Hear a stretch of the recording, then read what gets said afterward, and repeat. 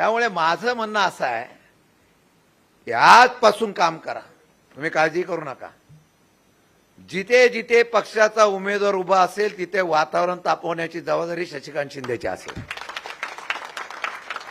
उमेदीने कामाला सुरुवात करा. नवीन लोकांना संधी, नवीन कार्यकर्ते जमा करा, नवीन लोक पदाधिकारी. आजपासून प्रत्येक पदाधिकाऱ्याने ताकदीचे कार्यकर्ते पक्षात आणण्याचा प्रयत्न करा. ताकदीचे.